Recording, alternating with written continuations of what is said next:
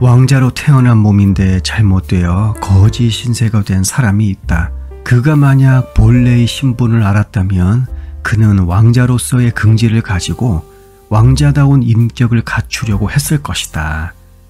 이 옛날 얘기 속의 왕자는 아마 당신 자신인지도 모른다.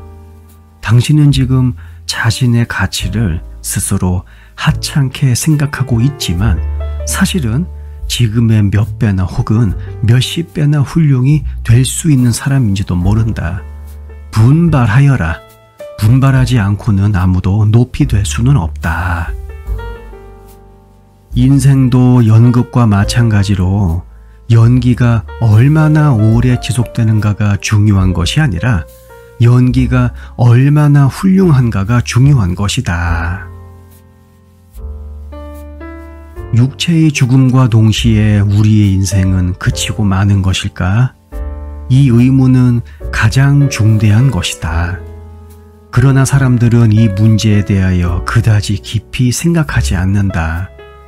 우리가 영원한 인생을 믿고 있는가 믿지 않는가, 그리고 우리의 행위가 지적인가 무사려한 것인가를 생각하라. 무릇 지 깊은 행위는 참된 인생은 불멸임을 믿는데 그 기초를 두고 있다. 그러므로 우리가 최초로 마음을 괴롭히지 않으면 안 될 일은 인생에는 분명히 불멸한 그 무엇이 있다는 점을 확실히 알며 그것을 이해하는 일이다.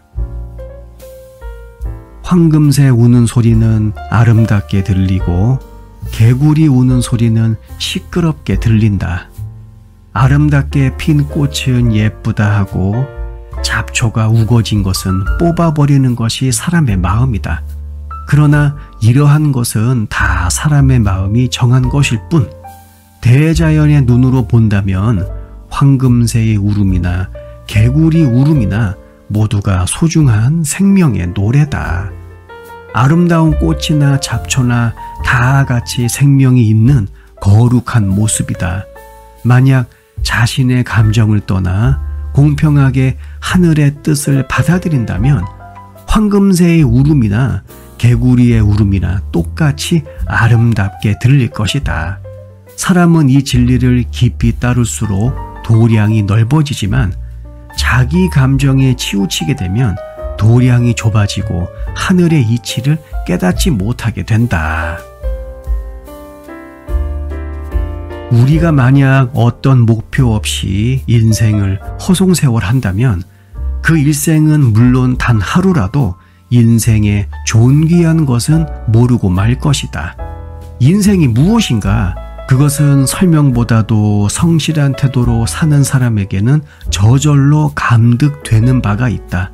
먼저 아침 식사 때 조용히 감사하며 자기의 성실을 자각할 수 있어야 한다. 사람 앞에 무슨 일이 생길 것인가 묻지 말아라. 오로지 전진만 하여라. 그리고 대담하게 나의 운명에 부딪혀라. 이 말에 복종하는 사람은 물새 등에 물이 흘러버리듯 인생의 물결은 가볍게 뒤로 사라진다. 그대 슬픔이 아무리 큰 것이라 할지라도 사람들의 동정심 속에는 반드시 경시하는 마음이 섞여 있는 법이다. 남의 동정보다는 스스로 용기를 가져라. 운명은 늘 한탄하는 자에게 가혹하고 용기 있는 자에게는 길을 열고 있다. 오늘 밝은 이 아침, 이 순간에 당신의 행동을 다스려라.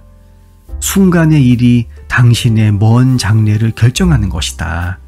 오늘 당장 한 가지 행동을 다스려라. 과거의 나쁜 습관을 버리고 좋은 습관으로 고쳐야 한다. 오늘 그릇된 하나의 습관을 고친다는 것은 당신이 새로운 그리고 좀 더 강한 성격으로 출발하는 것을 의미한다. 새로운 성격은 새로운 운명을 열고 나갈 것이다. 위대한 행동 또 뛰어난 용감성도 모두 위대한 이성의 산물이다. 불끈하고 감정에서 나온 행동은 적당한 방향을 잡지 못할 뿐 아니라 때로는 평지에 파란을 일으킬 뿐이다. 참된 용기는 다른 사람들이 겁을 내고 머뭇거리고 있을 때 그 무서움을 넘고 이성의 밧줄을 잡고 행동하는 데 있다. 이때의 이성은 깊은 시몬에 우러나오는 위대한 생명력의 발동이다. 주고 싶다는 동정심만으로는 남을 구할 수 없다. 생각하지만 말고 자기 손에 물건을 주어라. 무엇을 하고 싶다는 뜻만으로 희망을 이룰 수 없다.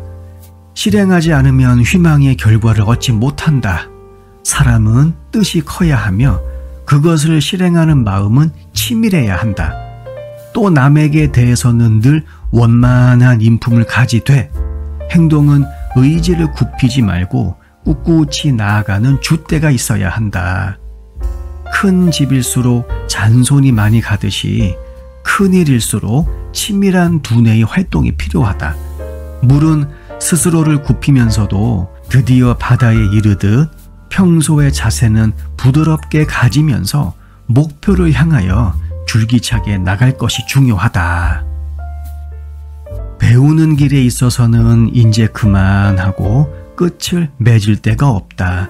사람은 그 일생을 통하여 배워야 하고 배우지 않으면 어두운 밤길을 길을 잃고 말 것이다. 부모의 유산이 적다고 한탄하지 말아라. 세월은 누구에게나 공평하게 주어진 유산이다. 이것을 유용하게 이용하고 못하고에 따라서 그 사람의 장래가 결정된다. 세월이란 미천을 잘 이용한 사람만이 승리자가 될 수 있다. 나는 잤다. 인생은 아름다움이라는 꿈을 꾸었다. 나는 깼다. 인생은 의무라는 것을 알았다. 그러면 너의 꿈은 그림자 같은 거짓말이었는가? 슬픈 마음아, 용감하게 계속 수고하여라. 그러면 너의 꿈이 너에게 한낮의 빛과 진리임을 알게 될 것이다. 부지런하고 신념을 가진 사람에게는 인생이 결코 짧은 것이 아니다. 반면에 게으르고 신념이 없는 자에게는 인생은 1000년이나 만년이라도 한 가지일 것이다. 하루하루가 지나서 한 달이 되고 1년이 되고 10년이 되듯 인생의 위대한 사업도 서서히 그러나 꾸준히 계속해 나가는 동안에 드디어 열매를 맺는다. 조용히 자신이 이 세상에 태어나기 전의 상태를 생각해 보아라. 그리고 이 세상에서 자취를 감추고 없을 날을 생각해 보아라. 그곳에는 오직 절망이 있을 뿐이다. 그 정막 속에 인생의 본질이 있다. 영웅도 미인도 북망산의 한 떨기 연기에 지나지 않는다. 이것을 생각한다면 1000만가지 잡념이 자취를 감추고 식은재와 같이 되고 본래의 인간의 본성으로 돌아가게 된다.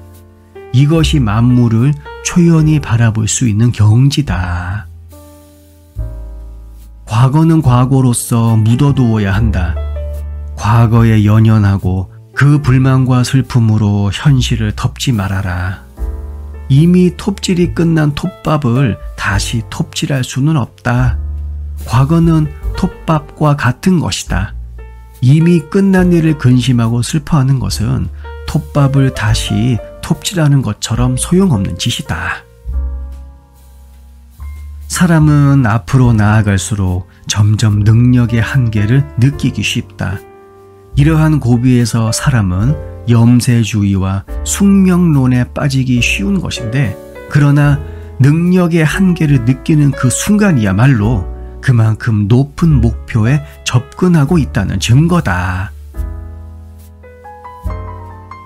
사물은 성하면 반드시 애하고 흥함이 있으면 바뀌어 기울어진다. 빨리 이루면 견고하지 못하고 급히 달리면 넘어지기 쉽다. 울긋불긋 화원의 꽃은 일찍 피지만 먼저 시들고 더디고 더딘 도랑가의 소나무 빽빽이 늦도록 푸른빛을 띠고 있다.